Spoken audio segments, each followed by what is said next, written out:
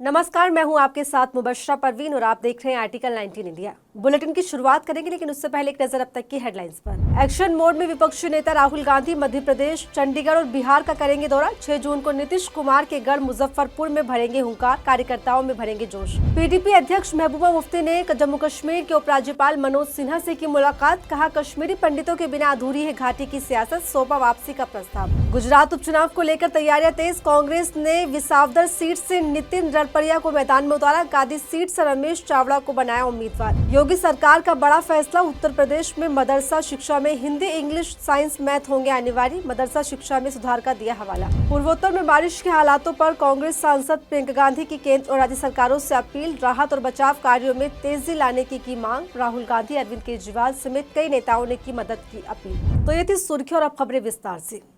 भारत और कनाडा के बीच रिश्तों में कड़वाहट और बढ़ती दिखाई दे रही है। जस्टिन ट्रूडो से शुरू हुई खटास को लेकर कयास लगाए गए कि मार्क कार्नी के नेतृत्व में रिश्तों में नरमी आएगी, लेकिन जो खबर अब निकलकर सामने आई उस पर सवाल उठने लगे हैं कि भारत को लेकर कनाडा का रुख क्यों बदल रहा है।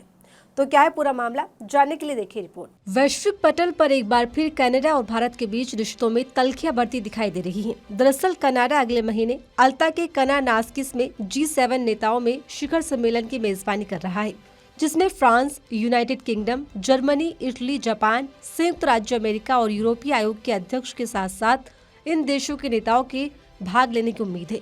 लेकिन इस बीच कनाडाई मीडिया ने दावा किया है कि G7 शिखर सम्मेलन में भारत को दूर रखने का आह्वान किया गया है।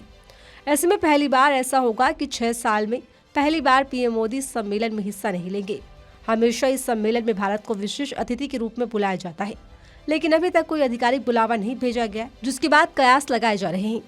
जानकारी के मुताबिक सम्मेलन में शामिल न होने के पीछे भारत कनाडा तनाव और सुरक्षा चिंताओं को बताया जा रहा है, जिसने एक बार फिर दोनों देशों के बीच के रिश्तों को लेकर कई तरह के सवालों को उठा दिया है। उधर इस पूरे मामले पर कनाडा के नए प्रधानमंत्री मार्क कार्नी की तरफ से भी कोई बयान सामने नहीं आया है। गौरतलब है 2 साल पहले खालिस्तानी आतंकी हरदीप सिंह निज्जर हत्याकांड को लेकर दोनों देशों में विवाद हुआ था, जिसके बाद भारत ने कनाडा से अपने उच्चायुक्त को भी वापस बुला लिया था और अब तक नए उच्चायुक्त की नियुक्ति नहीं हुई। बताते चले G7 दुनिया की 7 विकसित अर्थव्यवस्थाओं Canada, France, Germany, Italy, Japan, Britain और अमेरिका का संगठन है, जिसके वार्षिक शिखर सम्मेलन में दुनिया और अन्य प्रभावशाली देशों के नेताओं को भी आमंत्रित किया जाता है। पीएम मोदी 2019 से इस सम्मेलन में हिस्सा लेते रहे हैं, लेकिन इस बार भारत का इसमें शामिल न होना चर्चा का विषय बना हुआ है। इधर महाराष्ट्र की राजनीति में इस वक्त एक नए सिरे से हलचल तेज होनी शुरू हो गई है। डिप्टी सीएम अजित पवार और एनसीपी चीफ शरद पवार के बीच हुई मुलाकात ने सियासी हलकों में गर्मी पैदा कर दी है। कयास लगाए जा रहे हैं कि जल्द ही दोनों पार्टियों का विलय होने जा रहा है। पूरी खबर क्या है, देखिए इस रिपोर्ट में। महाराष्ट्र के पुणे में एक तस्वीर ने सूबे की सियासत को गरमा दिया। रविवार 1 जून को यहाँ शरद पवार और अजित पवार की कुछ देर अकेले में मुलाकात हुई। इस मीटिंग के बाद सियासी हलकों में कई तरह चर्चाएं शुरू हो गई। ऐसा इसलिए क्योंकि पिछले कुछ समय से चाचा भतीजे के साथ आने की अटकलें लगाई जा रही थी। ऐसे में इस मुलाकात के कई मायने निकाले जा रहे। दरअसल पुणे में लगभग हर महीने शुगर कोऑपरेटिव समूह की बैठक होती है। इसी बैठक में अजित पवार, दिलीप वलसे पाटिल, शरद पवार सभी लोग मौजूद होते हैं। इस मीटिंग में अजित पवार और शरद पवार सहित कई और बड़े नेता एक साथ थे। जब मीटिंग खत्म हुई और टी ब्रेक होने लगा, तब अजित पवार और शरद पवार की उस मीटिंग वाली जगह पर 5-7 मिनट तक बात करते दिखाई दिए। जानकारी के मुताबिक बैठक में चीनी शक्कर उत्पादन में आर्टिफिशियल इंटेलिजेंस तकनीकी का इस्तेमाल को लेकर चर्चा की गई, जो करीब 2 घंटे तक चली। लेकिन बैठक पर सभी की निगाहें इसलिए भी थी क्योंकि पिछले 1 महीने से दोनों एनसीपी गुट के एक साथ आने की चर्चा ने जोर पकड़ा हुआ है। हालांकि इस मुद्दे पर अजित पवार और शरद पवार के बीच क्या कोई बातचीत हुई, इसकी जानकारी फिलहाल सामने नहीं आई। लेकिन सूत्र बताते हैं कि इस मुलाकात की खास बात यह है कि मुलाकात एनसीपी प्रदेश अध्यक्ष जयंत पाटिल के आवास पर बंद कमरे में हुई। इसके अलावा दूसरी सबसे अहम बात यह है कि मुलाकात ऐसे वक्त में हुई है जब नागालैंड में एनसीपी अजित पवार गुट के सभी 7 विधायक पाला बदलते हुए सत्तारूढ़ एनडीपीपी में शामिल हो गए। ऐसे में इस बैठक के मायने हैं। वहीं बैठक के बाद जब मीडिया ने दोनों पार्टियों के विलय को लेकर सवाल किया, तो डिप्टी सीएम ने किसी भी सवाल का जवाब देने से इनकार कर दिया। इधर मामले पर एनसीपी प्रवक्ता संजय तटकरे से पूछा तो उन्होंने जवाब दिया कि इस बारे में दोनों शीर्ष नेता ही जवाब देंगे, जिसके बाद चर्चाओं का बाजार गर्म हो गया। राजनीतिक गलियारों में चर्चाएं हैं कि जल्द ही महाराष्ट्र की राजनीति में कुछ बड़ा होने वाला है। ऑपरेशन सिंदूर को लेकर सत्तारूढ़ बीजेपी और विपक्षी दलों में तल्खी कम होने का नाम नहीं ले रही। दोनों तरफ से एक दूसरे पर आरोप प्रत्यारोप का दौर जारी है। पश्चिम बंगाल में भी इस पर सियासत गर्माती हुई दिखाई दे रही है, जहां कृषि मंत्री शिवराज सिंह चौहान ने भी ऑपरेशन सिंदूर पर बड़ा बयान दिया है। हाल ही में पश्चिम बंगाल की मुख्यमंत्री ममता बनर्जी ने पीएम मोदी पर निशाना साधते हुए ऑपरेशन सिंदूर के जरिए राजनीतिक लाभ लेने की कोशिश करने का आरोप लगाया था। इस दौरान ममता बनर्जी ने पीएम मोदी को चुनौती दी थी कि उनकी पार्टी कल ही चुनाव में उतरने के लिए तैयार है। अब इस पर केंद्रीय कृषि मंत्री शिवराज सिंह चौहान ने पलटवार किया है। केंद्रीय मंत्री ने कहा है कि कोई भी नेता पाकिस्तान की भाषा न बोले और न ही सेना के शौर्य पर सवाल उठाए। हम सब भारत माता के लाल हैं, दुश्मन सामने आए तो एकजुट होकर जवाब देना है।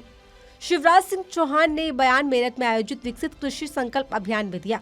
दरअसल ये पूरा विवाद उस वक्त शुरू हुआ जब बंगाल इकाई के प्रमुख और केंद्रीय मंत्री सुकांत मजूमदार ने ममता बनर्जी पर निशाना साधते हुए कहा था कि ऑपरेशन बंगाल के तहत अगले साल होने वाले विधानसभा चुनाव में टीएमसी को बंगाल की खाड़ी से फेंकना है।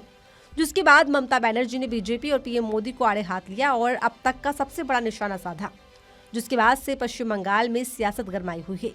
ममता बनर्जी ने बीजेपी की तरफ से दिए इस बयान पर सवाल खड़े करते हुए पूछा था कि अब पहलगाम पर हमला करने वाले आतंकवादियों को क्यों नहीं पकड़ा गया। इसी के साथ ममता बनर्जी ने बीजेपी के सिंदूर अभियान पर भी तंज कसते हुए कहा कि पीएम मोदी खुद अपनी पत्नी को सिंदूर क्यों नहीं भेजते। बताते चले पश्चिम बंगाल में अगले साल विधानसभा चुनाव होने, जिसको लेकर बीजेपी ममता सरकार पर लगातार हमलावर हो रही है। ऐसे में ममता बनर्जी भी बीजेपी को आड़े हाथ लेने का एक भी मौका नहीं गंवा रही। बिहार विधानसभा चुनाव से पहले राज्य में सियासी भूचाल उस वक्त आया जब आरजेडी प्रमुख लालू यादव ने अपने बड़े बेटे को पार्टी और परिवार से बेदखल कर दिया, जिसके बाद हर किसी की निगाहें तेज प्रताप यादव पर टिक गई कि अगला एक्शन उनका क्या होगा। इस बीच तेज प्रताप यादव के एक दावे ने राज्य में फिर से सियासी तूफान खड़ा कर दिया है। तो क्या है तेज प्रताप यादव का दावा, देखिए इस रिपोर्ट में। बिहार की राजनीति में एक बार फिर हलचल मच गई है। चुनावी मौसम करीब आते ही आरजेडी नेता तेज प्रताप यादव ने एक के बाद एक बयानों से पार्टी के अंदरूनी समीकरणों को गर्म कर दिया है। इस बार उन्होंने न सिर्फ अपने परिवार से जुड़ी बातों पर चुप्पी तोड़ी, बल्कि आरजेडी के भीतर मौजूद जयचंद जैसे गद्दारों पर भी करारा हमला किया। दरअसल रविवार 1 जून को एक्स पर एक भावुक पोस्ट शेयर करते हुए तेज प्रताप ने पहले अपने माता पिता लालू प्रसाद यादव और राबड़ी देवी के लिए सम्मान और प्रेम प्रकट किया, जिससे परिवार में पड़ी दरारें भरने के कयास लगाए जाने लगे। इसके कुछ ही घंटों बाद तेज प्रताप ने अपने छोटे भाई और बिहार के पूर्व उप मुख्यमंत्री तेजस्वी यादव के लिए भी खुले दिल से अपना स्नेह दिखाया। इसके साथ ही आरजेडी पूर्व नेता ने गंभीर आरोप लगाते हुए दावा किया कि उनके खिलाफ बड़ी साजिश रचते हुए छोटे भाई तेजस्वी यादव के बीच दरार डालने की कोशिश हो रही है।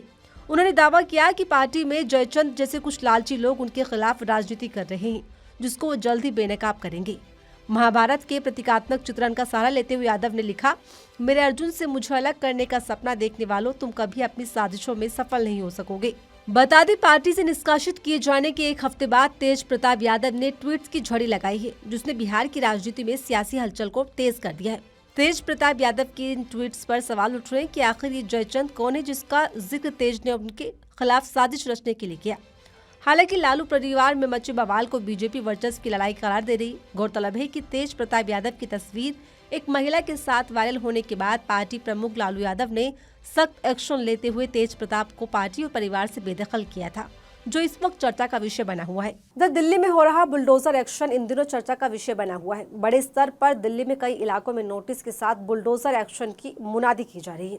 अवैध अतिक्रमण के खिलाफ जंगपुरा में हुई कार्रवाई के बाद अब चर्चा बटला हाउस की है, जिस पर सुप्रीम कोर्ट की तरफ से भी फैसला आ गया है। जंगपुरा की मद्रासी बस्ती में बनी करीब 300 अवैध घरों को हटाने के बाद दिल्ली के बटला हाउस पर एक्शन लेने की बात हुई, जिस पर बुलडोजर एक्शन के खिलाफ दायर की गई याचिका पर सोमवार को सुप्रीम कोर्ट में सुनवाई हुई। सुनवाई के दौरान सुप्रीम कोर्ट ने बुलडोजर कार्रवाई पर रोक लगाने से इनकार कर दिया है, लेकिन मकानों को गिराने के खिलाफ दाखिल याचिका पर सुप्रीम कोर्ट जुलाई में सुनवाई करेगा। कोर्ट ने कहा है कि फिलहाल याचिकाकर्ता अपने पास उपलब्ध कानूनी विकल्पों का इस्तेमाल करे। सुनवाई के दौरान जस्टिस संजय करोल ने कहा कि हमने मामला पढ़ लिया है, फिलहाल हम कोई आदेश नहीं जारी करेंगे, मामला छुट्टियों के बाद सुना जाएगा। आपको बता दें, सुप्रीम कोर्ट में ये मामला जस्टिस संजय करोल और जस्टिस सतीश चंद्र शर्मा की 2 सदस्यीय पीठ के सामने था, लेकिन इससे पहले 29 मई को ये मामला चीफ जस्टिस भूषण रामाकृष्ण गवई की अध्यक्षता वाली बेंच के सामने रखा गया था, जिसने अगले हफ्ते सुनवाई के लिए लगाने का निर्देश दिया था। याचिकाकर्ता के वकील ने जल्द सुनवाई का अनुरोध किया था। हालांकि शुरू में सीजेआई ने कहा कि उन्हें दिल्ली हाई कोर्ट जाना चाहिए। वकील ने बताया कि वो सुप्रीम कोर्ट के ही आदेश से प्रभावित थे। ये मामला बटला हाउस इलाके के खसरा नंबर 271 और 279 का है। 40 याचिकाकर्ताओं ने ये कहते हुए सुप्रीम कोर्ट का दरवाजा खटखटाया है कि उनका पक्ष सुने बगैर ही मकानों को गिराने की प्रक्रिया शुरू की गई। अब 15 दिन में मकान खाली करने का नोटिस भी चिपका दिया गया है, जिस पर कोर्ट ने फिलहाल रोक का कोई आदेश देने से मना कर दिया। तो अब देखना होगा कि छुट्टियों के बाद सुप्रीम कोर्ट इस पर क्या फैसला सुनाता है।